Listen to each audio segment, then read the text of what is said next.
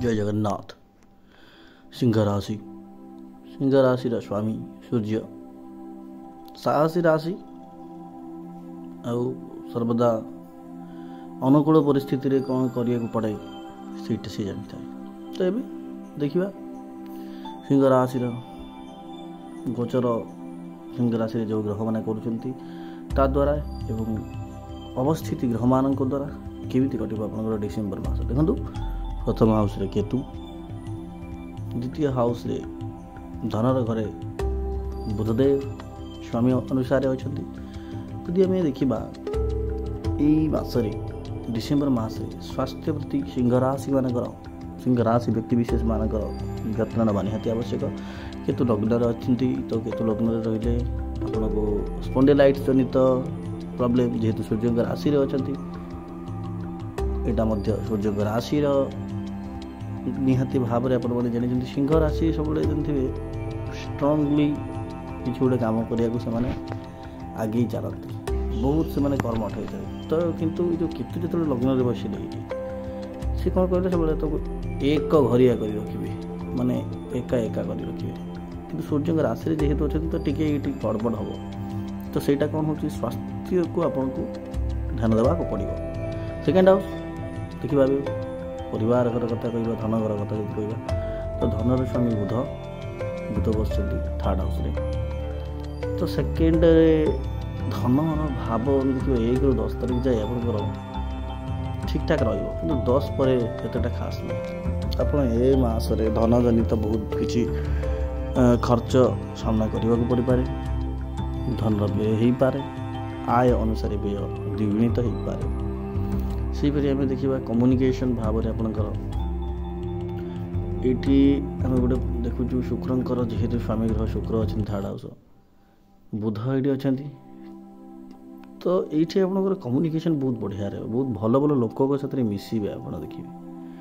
उच्च कोटिर लोकों साथ मिसवे गवर्नमेंट लोकों साथ मिसवे कि कौन सेलिब्रिटी फिल्म इंडस्ट्री हो कि कौन गोटे पपुलार लोकों साथ आप मिसवे। तो ये परिवार कथा देखिए परिवार रे सुख शांतिर बहुत ही बढ़िया टाइम जेहेतु निजे मंगल राशि अच्छा किंतु आप देखिए आपण घरे कहार किसी आखि जनित प्रोब्लेम हो पारे कि क्या ज्वर हो पारे कि कहार आप देखिए किसी गोटे ब्लड रिलेटेड इश्यू हो पारे माँ विशेषकर ध्यान देवा पड़ो। यहाँ परिवार संतान मान कथा कह संतान मान ठीक ठाक रोग गुण क्षेत्र शनिदेव अच्छा तो शनिदेव ये बसिले बहुत बढ़िया शनिदेव को राशि ये राशि स्वामी शनिदेव जेहेतु 10 लिखा जाए आप देखिपारे शनि अच्छा अष्टम घरे कि शनिदेव को राशि स्वामी षष्ठ घरे ये षष्ठ घरे सब शनि भल होता तो ये आप कॉन्फिडेंट देवे आप कौन लोन करेंगे कि कार्ड जब पैसा आप आनी तो सहीटा निश्चित भाव में आप टाइम सुझा प्रयास करेंगे। तो ये 7th हाउस राहु ये 11th राशि तो ये कौन प्रोब्लेम होना आपको रिलेशनशिप इश्यू देखा जाई पारे पार्टनर प्रति टिके वैराग्य भाव देखा जाई पारे आपन को किए बिजनेस पार्टनर फसई पारती ये जिन देखा जाऊँगी। तो सीपरी भाव में आप देखिए 8th रे तो बसिले सैटर्न 9th रे चंद्र बसिले बहुत बढ़िया किंतु जेहेतु ये मंगल राशि तो गोटे बहुत बढ़िया जगटे ये आप देखा जाऊँगी किंतु ये से एक्टिव करिया को आपको मंगल को स्ट्रंग करिया पड़ो। देखो 10th हाउस ये बृहस्पति अच्छे स्वामी ग्रह तो बहुत बढ़िया ये आप देखिए जो कर्म क्षेत्र जॉब क्षेत्र में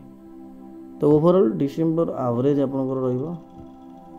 हेल्थ प्रति माँ प्रति ध्यान दिंतु आउ 12th रे जमी बृहस्पति रही स्पिरिचुआलिटी काफी बढ़ीज तो यही भाव में कटो आपंकर डिसेम्बर मास।